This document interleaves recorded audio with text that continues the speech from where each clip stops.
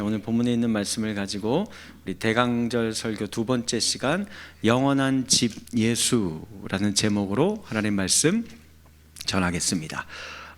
제가 요즘에 보고 싶은 드라마 하나 있는데 시간이 없어서 도통 보지를 못하고 있는 게 있어요. 그게 뭐냐면은 제목이 길어요. 서울 자가의 대기업 다니는 김 부장 이야기. 웃는 분들은 이미 보신 분들 같아요. 재밌어요? 재밌을 것 같아요. 중년 가장의 삶이죠. 그거에 대한 무게를 다루는 드라마인 것 같습니다. 저희 이야기가 있을 거예요. 우리 중년분들 많잖아요. 그래서 여기에 등장하는 김 부장은요, 딱 대한민국 중산층의 표본이에요. 그렇죠? 대기업의 부장이고, 그리고 그랜저, 검정색 그랜저, 새삥 탁 뽑아서 타고 다니고, 서울 강남의 아파트 자가 딱 보유하고 있어요. 성공한 가장의 표본입니다. 그래서 어깨에 힘이 딱 들어가 있죠. 그런데 우리는 알아요. 이 대한민국에서 내 집 마련하는 거 얼마나 힘든지. 그것도 서울에, 막 강남에 아파트 내 이름으로 된 거 있으면 이거 남부럽지 않은 인생이에요. 그것만으로도 성공했다 이렇게 사람들 평가할 거예요. 그런데 아마도 저 주인공인 김 부장 씨가 아마 명퇴를 이제 당하게 되는 것 같아요. 그래서 그로 인해서 내가 지금까지 달려왔었던, 이렇게 열심히 지어왔던 이 인생의 집이 이게 무너지는 건가 하는 그런 절망과 좌절. 근데 그걸 또 이제 극복해 나아가는, 아마 그런 걸 맞아요? 네, 그런 걸 그려놓은 드라마이지 않을까라는 생각이 듭니다. 제가 왜 이야기를 하느냐? 성경에도 요 집에 대한 이야기 아주 중요하게 우리에게 말씀하고 거론되어 있습니다. 그것은 바로 다윗의 집에 대한 이야기입니다. 오늘 저는 대강절 둘째 주일을 맞이하여서 이 다윗의 집에 대해서 이야기를 나누어 보고자 합니다. 바로 요때쯤이에요.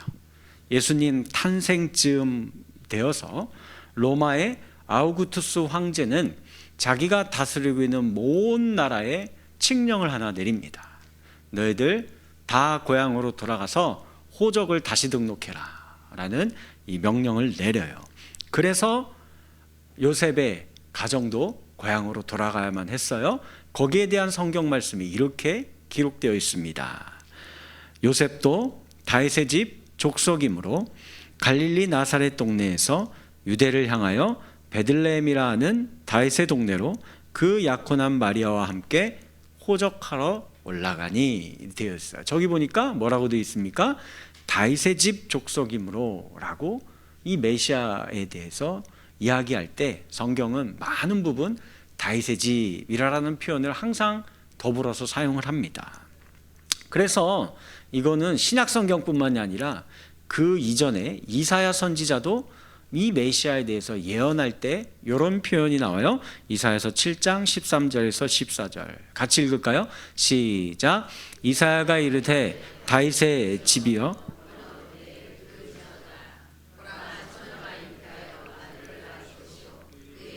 임마누엘이라 하리라. 다윗의 집이여 들으라 하면서 그 메시아에 대한 예언의 메시지를 우리에게 전해주고 있어요.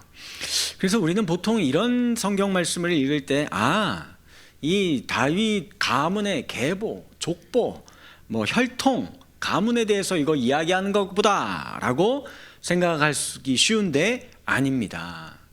성경이 말하는 다윗의 집 이건요, 혈통, 생물학적인 혈통에 대해서 이야기하고 있는 메시지가 아니에요. 성경에서 요 집에 대한 거, 우리 개신교 전통에서 수세기 전에 사도적 계승이란 말로 몇 가지 정의를 내린 게 있습니다. 집이란 다윗의 집에 속했다라는 게 무슨 뜻이냐? 믿음 안에 산다라는 것을 말하는 것입니다.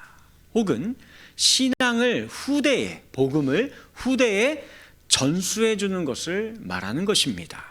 혹은 약속을, 하나님의 언약을 내가 받을 최고의 유산으로 여겨서 이 유산을 전수받는 것을 말하는 겁니다. 이게 다윗의 집에 거한다라는 뜻입니다라고 정의를 내려놓은 적이 있습니다. 그러므로 다윗의 집에 대한 하나님의 약속은 이거 생물학도 아니고요, 유전자도 아니고 DNA 이런 거 이야기하는 거 아니야. 뭐 가끔 보면 뭐 소설이나 영화 같은데 뭐 다빈치 코드 뭐 이런 거 있잖아요. 그런 거 이야기하는 게 아닙니다. 가족의 성이나 이름에 관한 것도 아니에요. 그렇다면 다윗의 집에 대한 요 약속, 이게 뭘 이야기하는 걸까? 우리가 오늘 읽은 본문의 말씀을 가지고 함께 생각해 보는 시간 갖도록 하겠습니다. 본문의 주인공은 누구죠? 다윗이에요.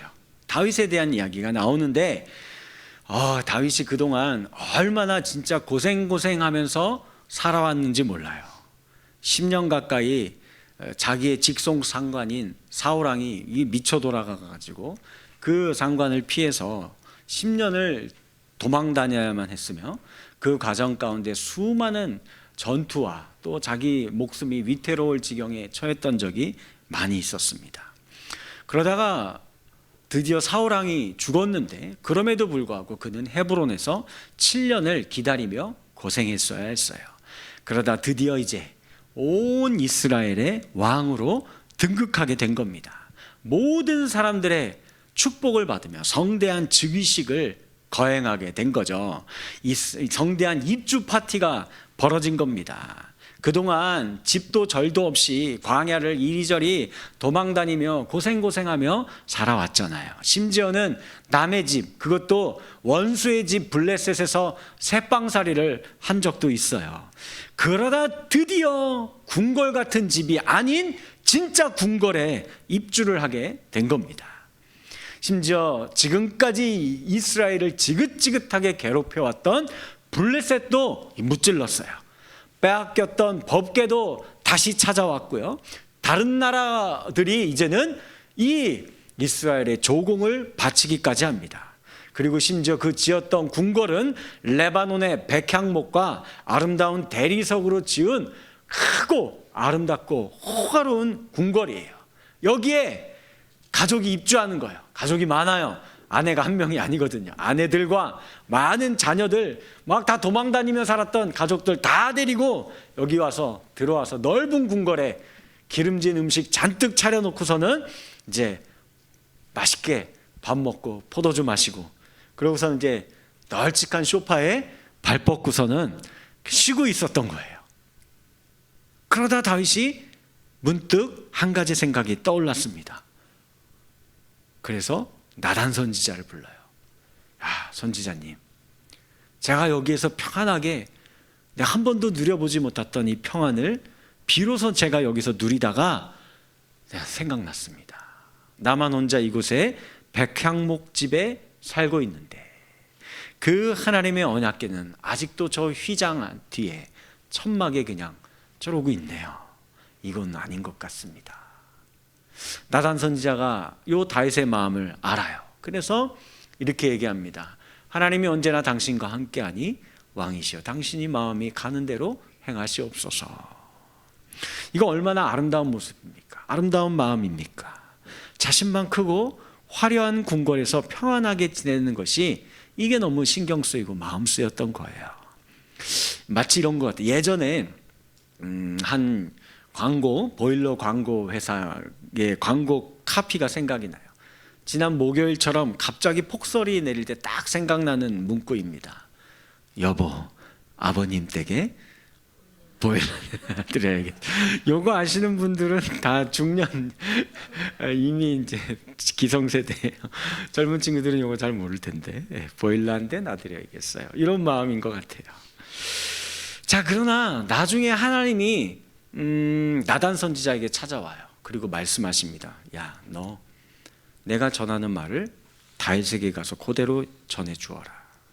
내가, 하나님이에요. 내가 이 이스라엘을 애굽에서 인도해낸 날부터 지금까지 나는 계속 장막과 그 성막 안에서 지냈다.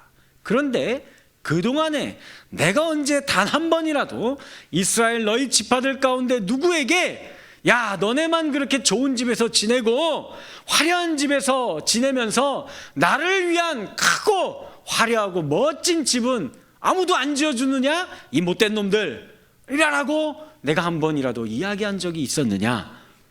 나 그런 적 없다.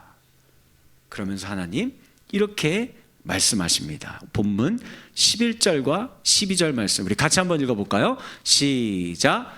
여호와가 또 내게 이르시되 여호와가 너를 위하여 집을 짓고 내 수완이 차서 내 조상들과 함께 누울 때에 내 씨를 내 뒤에 세워 그의 나라를 견고하게 하리라. 야 다윗아, 네가 나를 위해 집을 지어주겠다고? 아니야, 그거 아니다. 그게 아니라 내가 너를 위해 집을 지어줄 거야 라고 이야기를 하시는 거예요. 하나님은 다윗의 이런 마음을 기뻐하셨지만 사실 생각해 보면 그가 지어주는 집은 하나님에게는 아무 의미가 없어요. 이런 크고 화려한 신전, 성전 이런 거는 누가 필요합니까? 돌로 깎아놓고 나무로 깎아 만든 우상들이나 필요하죠. 그거 어디다 놔야 되잖아요.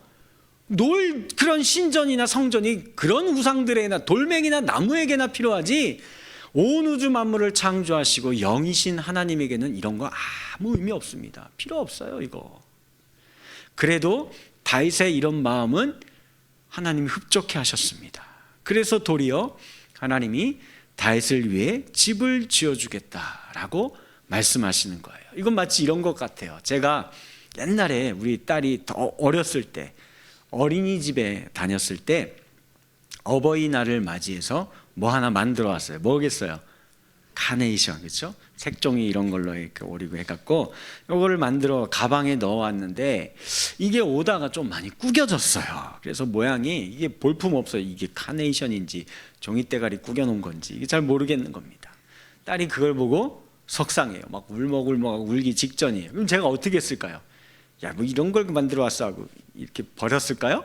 아니죠. 이걸 받아가지고 이렇게 쫙 펴가지고 탁 달고서는 아이고 이쁘다, 너무 잘 만들었다 하면서 우리 딸을 꼭 안아주고 이렇게 기쁘게 달았던 거예요. 그래서 그때 제 마음이 어땠을 것 같아요? 딸이 뭐 장난감 사달라고 하면 다 사줄 것 같은 마음인 거죠. 딱 지금 하나님의 마음이 그런 거예요. 자, 그런데 우리가 깊이 살펴봐야 할 대목이 하나 있어요. 오늘 본문 12절과 13절 말씀입니다. 우리 같이 한번 읽어볼까요? 시작. 내 수완이 차서 내 조상들과 함께 누울 때 그의 나라를 견고하게 하리라. 그는 내 이름을 위하여 집을 건축할 것이요 나는 그의 나라 왕위를 영원히 견고하게 하리라. 야, 이게 무슨 말씀일까요? 내 몸에서 내 씨를 내 뒤에 세워 이제 그게 무슨 말이에요? 너의 이제 후손들이 왕위를 계속 이어가게 해줄 거다. 그리고 그가 너에게서 날 씨인 그가 나를 위해 집을 하나 지어줄 거다. 성전을 건축하게 해줄 거다라고 말한 거죠. 자, 그럼 여기서 퀴즈, 질문. 여기서 말하는 그는 누굴까요? 솔로몬. 맞기도 하고 틀리기도 합니다. 왜 그럴까요? 자, 13절 말씀 보세요. 거기 보면 그가 지은 집 혹은 나라는 영원히 견고한 나라라고 지금 하나님 말씀하고 계세요. 자, 그러면 생각해 봅시다. 솔로몬이 하나님께 지어드린 성전이 영원했어요? 지금도 이스라엘에 그 솔로몬의 성전이 있어요? 없어요. 통곡의 병밖에 없습니다. 그 솔로몬의 성전은 이미 그 바벨론 왕 느부갓네살에 의해서 다 무너져 내렸습니다. 그런데 왜 영원할 것이다 라고 이야기를 하는 걸까요? 사실 이 본문은 이중적인 의미를 담고 있는 거예요. 솔로몬의 또 다른 이름이 하나 있어요. 그게 뭔지 아시는 분? 그래요. 주보 보셨나? 여디디야. 그 이름의 뜻이 하나님의 사랑하는 자라는 뜻입니다. 자, 그런데 이 표현이요, 나중에 신약성경에 가서 한 번 또 등장해요. 그게 언제일까요? 세례 요한에 의해서 예수님이 세례받을 때입니다. 마태복음 3장 17절 같이 읽습니다. 시작. 하늘로부터 소리가 있어 말씀하시되 이는 내 사랑하는 아들이요 내 기뻐하는 자라 하시니라. 아멘. 자, 그러니까 이게 무슨 이야기입니까? 하나님께서 다윗에게 지어주시겠다라고 말씀하신 이 영원하신 집은 예수 그리스도의 나라를 이야기하는 거예요.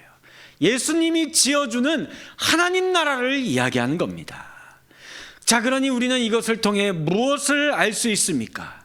다윗의 왕궁 무너졌습니다. 솔로몬의 화려하고 아름다운 성전도 무너졌습니다. 바벨론 제국의 영광도 무너졌습니다. 천년제국 로마의 집도 무너졌습니다. 이게 사실이에요. 이게 팩트예요. 그 어떤 왕국, 왕정, 권력, 왕조, 군사력, 민족주의, 안보, 부와 재물, 군대들, 성전, 철벽 요새, 궁궐들, 이 모든 것들 하나도 영원한 것이 없어요. 무너져 내립니다. 모두가 다 무너져 내립니다. 인류의 역사가 이것을 우리에게 교훈하고 가르치고 있는 겁니다. 예수 그리스도가 세우신 집 외에 다른 모든 집과 나라는 무너지게 되어 있습니다. 그리고 이 역사는 어디를 향해 가요? 이 최후의 심판, 하나님의 나라와 집 외에는 모든 것이 무너져 내리게 되는 최후의 심판을 향해 인류의 역사는 달려가고 있는 겁니다. 우리 인생의 많은 김 부장님들은 어렴풋이 이걸 느낍니다. 중년의 때가 되면 이게 불안과 공포가 찾아와요. 내 인생의 집 젊은 날에 정말 앞만 보고 내 가족을 위해서 쉬지도 않고, 그렇죠? 막 달려와서 이 인생의 집을 굳건히 세워보려고 했는데 하나둘 무너져가는 거예요. 건강도 잃어버리고 그러면서 점점 불안을 느낍니다. 야, 이거 뭔가 아닌 것 같다 느끼게 돼요. 권력이 흔들리기 시작할 때, 정치적 자산이 다 고갈되어 갈 때, 세상에서 자신의 위치와 힘이 무너져 내릴 때, 부와 명예와 평판들이 붕괴되고 판판이 깨어져 나아갈 때, 존경받던 이름들이 더 이상 아무런 힘과 가치를 발휘하지 못하게 될 때, 세습적인 왕조들과 기업들이 마침표를 찍고 사라져버리게 될 때에, 그때 우리는 생각하게 될 겁니다. 우리가 세웠던 집은 이거 잘못된 것이었구나 라고 그때서야 비로소 깨닫게 될 거예요. 그래서 예수님은 이 부분에 대해서 우리에게 자세하게 한번 가르침의 설교를 하신 적이 있어요. 그게 산상수훈 설교입니다. 마태복음 7장 24절에서 27절 말씀 우리 같이 한번 읽어볼까요? 시작. 그러므로 누구든지 나의 이 말을 듣고 행하는 자는 비가 내리고 장수가 나고 바람이 불어 그 집에 부딪히되 무너지지 아니하나니 이는 주추를 반석 위에 놓은 까닭이요 나의 이 말을 듣고 행하지 아니하는 자는 그 집을 모래 위에 지은 어리석은 사람 같으리니 비가 내리고 장수가 나고 바람이 불어 그 집에 부딪힘에 무너져 그 무너짐이 심하니라. 요 말씀을요 유진 피터슨이라는 영성신학자가 있어요. 굉장히 훌륭한 분 중에 한 분인데 요 분이 성경 번역을 현대어로 한 게 있는 게 메시지 성경이라는 게 있어요. 메시지 성경으로 요 본문을 다시 한번 각색해서 우리 읽어봅시다. 같이 한번 읽을게요. 시작. 내가 너희에게 하는 이 말은 너희 생활 수준을 높여주는 리모델링 같은 것이 아니다. 내 말은 주춧돌과 같아서 너희는 내 말 위에 인생을 지어야 한다. 너희가 내 말을 너희 삶으로 실천하면 너희는 든든한 바위 위에 집을 지은 현명한 목수와 같아 비가 퍼붓고 강물이 넘치고 돌풍이 쳐도 그 집은 끄떡없다. 바위 위에 꼿꼿이 서 있다. 그러나 너희가 내 말을 성경 공부 때만 사용하고 삶으로 실천하지 않으면 너희는 모래사장에 집을 지은 미련한 목수와 같다. 폭풍이 몰아치고 파도가 거세지자 그 집은 맥없이 무너지고 말았다. 예수님의 가르침입니다. 20, 30년 이상 근무한 직장에서 김 부장이 희망퇴직을 당할 때 내가 이 받은 퇴직금으로 어떻게든 다시 또 인생 2막을 살려고 차린 치킨집이 뜻대로 되지 않고 점점 마이너스만 찍고 있을 때, 투자했던 주식이 하향 곡선으로 계속해서 끝도 모르고 내려가고 있을 때, 그나마 한 가지 믿고 있었던 이 건강이 무너지고 암 선고를 받았을 때, 내가 온 사랑으로 키웠던 자녀들이 뜻대로 되지 않고 탈선을 일삼고 있을 때, 믿었던 교회에서 사람들에게 상처를 입고 이 신앙의 깊은 회의감이 찾아올 때, 여러분들 바로 이때에 점검해야 하는 거는 이런 리스트를 왜 이게 잘못된 건가 이거 생각하는 게 아니에요. 이걸 점검해야 하는 게 아닙니다. 그때에는 내가 예수 그리스도의 언약의 말씀 위에 믿음의 집을 짓고 살고 있었는가를 점검해야 합니다. 요거는 계절마다 내 인생의 절기마다 불어오는 태풍에 불과해요. 바람에 불과합니다. 비바람이 몰아친 거예요.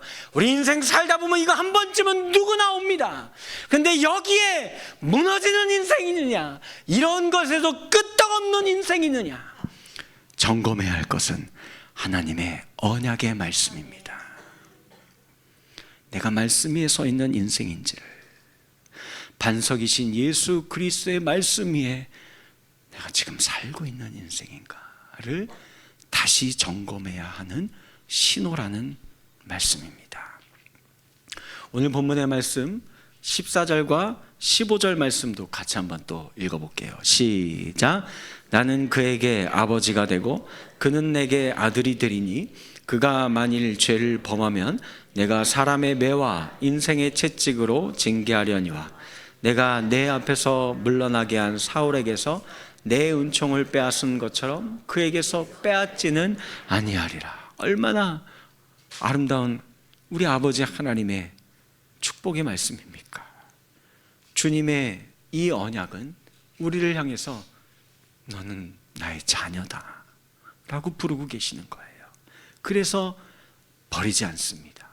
은총을 거두지 않습니다. 말 안 듣고 속썩이고 제멋대로인 자녀인 거 원래 누가 제일 잘 알아요? 부모가 제일 잘 알아요. 그래도 하나님은 포기하지 않으십니다. 그래서 매와 인생 채찍으로 징계하시더라도 끝까지 우리를 아버지의 집에 영원토록 거하는 자녀로 만드신다라는 것입니다. 이 약속의 증거가 나오는 곳, 신약성경 첫 장부터 우리에게 봐라, 내가 구약의 많은 선지자를 통해서 너희들에게 내가 이렇게 하겠다 라고 약속했던 거 내가 안 했는지 한번 봐라 라고 우리에게 제시하고 계시는 거예요. 그게 마태복음 1장에 대한 내용입니다. 1장 1절, 아브라함과 다윗의 자손 예수 그리스도의 계보라. 다윗의 집이 어떻게 세워졌는지 자, 여기 증거들 보여줄게. 여기에 나오는 인물들 어떤 사람들이 있습니까? 이거 다 별거 없는 인생들이에요. 형편없는 인생들 너무 많아요. 이거 한 사람 한 사람 전부 다 우리가 지금 살펴보면 설교 1시간 넘어가니까 그럼 여러분들이 막 신경질 내실 테니까 남자 빼고 여자 4분만 봅시다. 어떤 여인들이에요? 4명 나오거든요. 다말, 그리고 라합, 룻, 우리아의 아내. 어떤 여인들이었습니까? 기구한 삶을 살았던 사연 많은 여인들이죠. 시아버지와 불륜을 해서 아들을 낳을 수밖에 없었던 여인. 기생 출신, 이방 여인, 다윗에게 폭행을 당했던 여인들입니다. 우리는 이런 연약한 인생인 거예요. 죄인에 불과한 겁니다. 인생에 태풍이 불어오면 전부 다 쓰러지고 무너질 수밖에 없어요.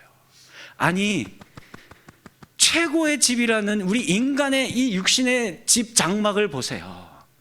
계속 무너져 가잖아요. 갈수록 튼튼해지는 집 갖고 계신 분 계세요? 없어요. 이게 우리를 지금 증거하고 있는 거예요. 야, 너네는 이걸 보고도 너는 모르냐? 죄로 인해서 무너져가고 있는 너의 인생의 장막을 보고도 아직도 모르겠느냐? 라고 우리에게 말씀하고 계시는 것입니다. 우리가 집을 짓는 거 아닙니다. 예수님이 집을 지어주시는 것입니다. 말씀을 맺겠습니다. 리퍼블릭 에어라인 매거진이라는 잡지 하나가 있어요. 여기에 예전에 한번 유명한 기사 내용이 하나 올라가 있는 게 있어서 요거를 제가 한국식으로 조금 각색해서 하나 이야기 드릴게요. 여러분들, 1,000조 원이 얼마나 큰 돈인지 아십니까? 1,000조 원을 가지고 여러분들이 살 수 있는 것이 무엇이 있을까요? 10억짜리 아파트 한 채와 5천만 원짜리 자동차 한 대와 5천만 원어치의 가구와 가전을 들여놓습니다. 그리고 그것을 약 7만 명의 수원 시민들에게 공짜로 나눠주면 77조 원이 듭니다. 그래봐야 아직 923조가 남았습니다.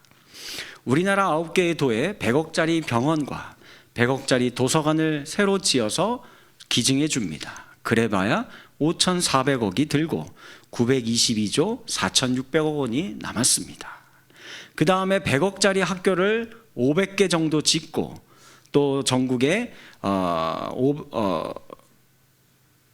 100억짜리 도서관을 또 100개 정도 지어서 나눠줍니다. 그러면 500조 원이 들 것입니다.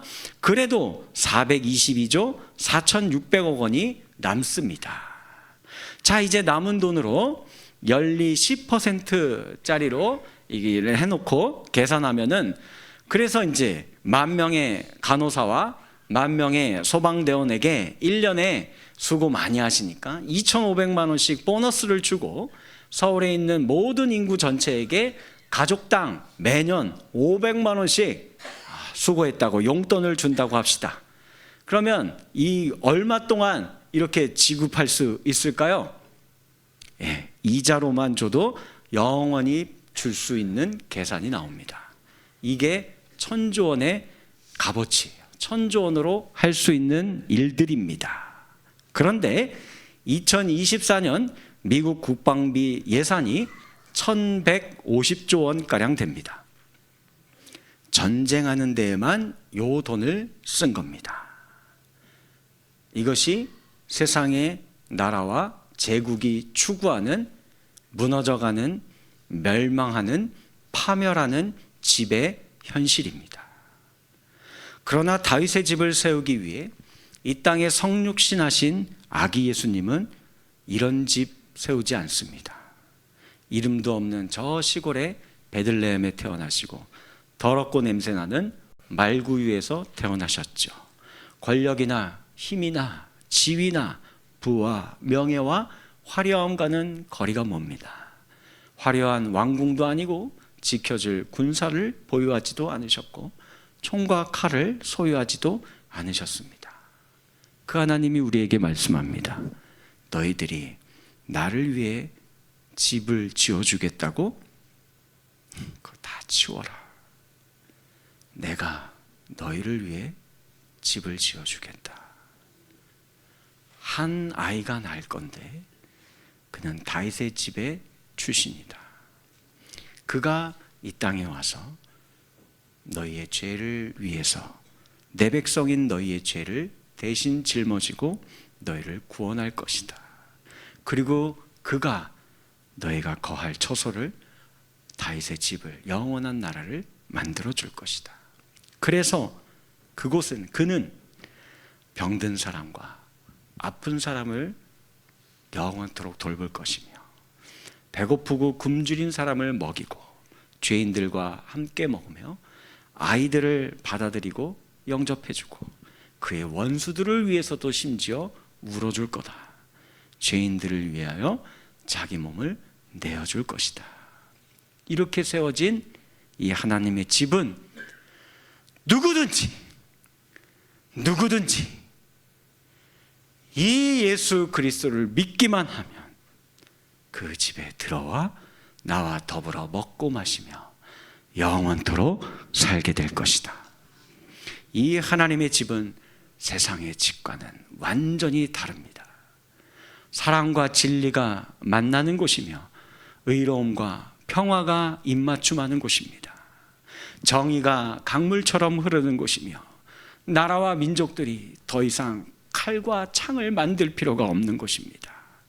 우리의 아들과 딸들이 예언할 것이고 젊은이들이 환상을 보고 늙은이들이 꿈을 꾸는 나라입니다. 산들과 언덕들이 낮아지고 노래를 부르며 나무들이 손뼉을 치며 찬양을 하는 곳입니다. 어둠과 그늘 안에 있던 모든 자들이 노임을 받아 빛으로 인도되어 나오는 곳입니다. 어린아이와 사자와 늑대가 서로 장난치며 뛰노는 그 나라가 될 것입니다. 그러니 저와 여러분들이여, 마라나타, 이 주 예수 그리스도시여 어서 오시옵소서.